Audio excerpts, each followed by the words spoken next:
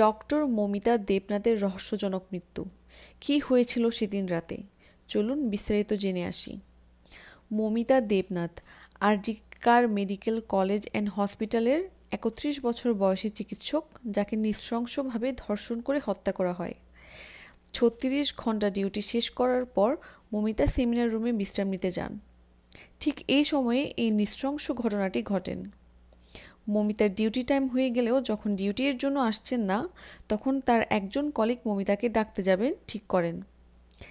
যখন তিনি মমিতাকে ডাকার জন্য সেমিনার রুমে প্রবেশ করেন, তখন তিনি দেখতে পান মমিতার নির্মম অবস্থা। তার শরীরে কোনো কাপড় নেই, অর্ধনগ্ন অবস্থায় বেডে শুয়ে আছেন। তারপর সেই কলিগটি বিষয়টা হসপিটালের প্রিন্সিপালকে জানান, কিন্তু প্রিন্সিপাল পুলিশকে বিষয়টি না জানিয়ে মমিতার পরিবারে ফোন দেন এবং দিয়ে বলেন তার মেয়ে একটু অসুস্থ হয়ে পড়েছে, তারা যেন হসপিটালে আসে। কিছুক্ষণ পরে প্রিন্সিপাল আবারও ফোন দিয়ে তার পরিবারকে জানায় তার মেয়ে আত্মহত্যা করেছে, তারা যেন এসে মমিতার লাশ নিয়ে যায়। হসপিটালে যাওয়ার পরে মমিতার বাবা প্রিন্সিপালের কাছে অনুরোধ করেন যাতে তার মেয়ের লাশটি ইমিডিয়েটলি দিয়ে দেওয়া হয়, কিন্তু প্রিন্সিপাল জানান আরও কিছু তাদের প্রসিডিউর বাকি আছে, তারা এখন লাশ দিবে না। মমিতার মায়ের বক্তব্য থেকে জানা যায় তারা প্রিন্সিপালের হাত পা ধরে বলার পরও তাদেরকে একটা মুহূর্তের জন্য মমিতার লাশ দেখতে দেওয়া হয়নি। প্রিন্সিপাল মমিতার পরিবারকে বলেন মমিতার মাথায় আগে থেকেই সমস্যা ছিল এবং সে মানসিকভাবেই ভেঙে পড়েছিল, মানসিকভাবে অসুস্থ ছিল, যার কারণে সে আত্মহত্যা করেছে। তিনি তার পরিবারকে বলেন তারা যাতে পুলিশ কল না করে এবং পোস্টমর্টমেরও কোনো দরকার নেই। এই বক্তব্য শোনার পরে বাকি ডক্টরসরা এবং স্টুডেন্টরা খেপে যায় ওনার উপরে, যেখানে মমিতার কেসটি সম্পূর্ণভাবেই মার্ডার কেস এবং রেপ কেস এটি বোঝা যাচ্ছে। তবে সবাই হতাশ হয়ে পড়েন। প্রিন্সিপালের এমন বক্তব্যের পর স্টুডেন্টরা এবং বাকি ডক্টররা খেপে যায় এবং এখান থেকে প্রোটেস্ট শুরু হয়। এরপরে সবাই মিলে পুলিশের উপর প্রেশার দিতে থাকেন এবং এক পর্যায়ে পুলিশ এসে ডিসাইড করেন যে ডক্টর মমিতাকে পোস্টমর্টম করবেন। পোস্টমর্টম রিপোর্টে দেখা যায় মমিতার যৌনাঙ্গে ১৫০ গ্রাম সিমেন্ট পাওয়া গেছে। চলুন এ ব্যাপারে সংবাদ গণমাধ্যমে কি বলা হচ্ছে শুনে আসি। মাথা থেকে পা পর্যন্ত আমরা সূত্রমতে জানতে পারি প্রায় ১০০টা উপর নাকি শুধুমাত্র ডিপ কামড় যাকে বলে, সেই দাঁতের আঙুলের নখ উপরে নেওয়া হয়, এর কামড়ের চিহ্ন রয়েছে।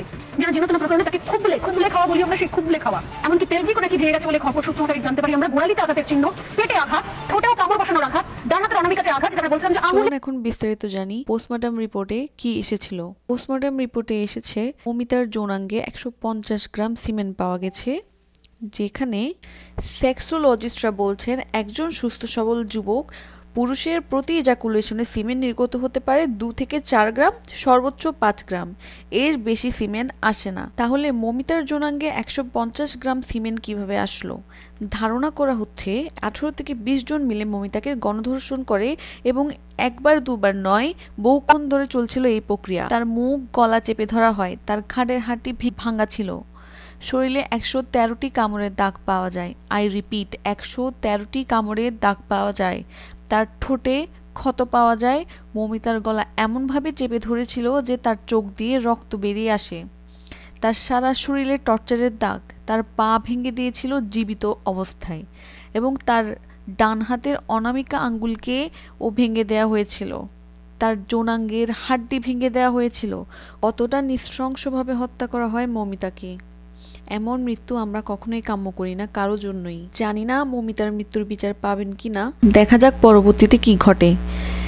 মমিতার এমন মৃত্যুর পরে সারা ভারত জুড়ে চলছে এখন আন্দোলন, এমনকি সেলিব্রিটিসরাও মমিতার জন্য আওয়াজ তুলছেন। আমরা সবাই দোয়া করি এবং আশা করি যে মমিতার খুনি যাতে যথার্থ শাস্তি পায়। মমিতার মৃত্যু সম্পর্কে ভারতের মন্ত্রী মমতা ব্যানার্জি বলেন, মমিতা তো মারা গিয়েছে, তাকে তো আমরা আর ফিরে পাবো না। তোমরা যদি কিছু করতে চাও তাহলে করতে পারো, লাগলে আমি ১০ লাখ টাকা দিব। তার পরিবারকে তো আমরা ১০ লাখ টাকা দিতেই পারি। তার এমন একটি অরুচিকর মন্তব্যে সকলে আরও বেশি ক্ষেপে ওঠেন এবং আন্দোলনকে আরও প্রকট করেন। এই বিষয়ে মমিতার বাবা বলেন প্রয়োজনে ১০ লাখ টাকা তিনি দিবেন, তারপরও যাতে তার মেয়ের খুনিকে ধরা হয় এবং আইনের আওতায় এনে যথার্থ শাস্তি দেওয়া হয়। আন্দোলন প্রতিনিয়ত প্রকট হচ্ছে এবং এখন সবার দাবি মমতা ব্যানার্জির পদত্যাগ করতে হবে। তারা চান সরকার যাতে পদত্যাগ করেন। আশা করছি মমিতার এই নির্মম মৃত্যুর যাতে সঠিক বিচার পান। আজকের মতো এখানে শেষ করছি। পরবর্তী নিউজের আপডেট পেতে আমাদের চ্যানেলটিকে লাইক অ্যান্ড সাবস্ক্রাইব করতে ভুলবেন না। Thank you so much for watching. সবাই সুস্থ থাকেন, ভালো থাকেন, নিরাপদে থাকেন। আসসালামু আলাইকুম।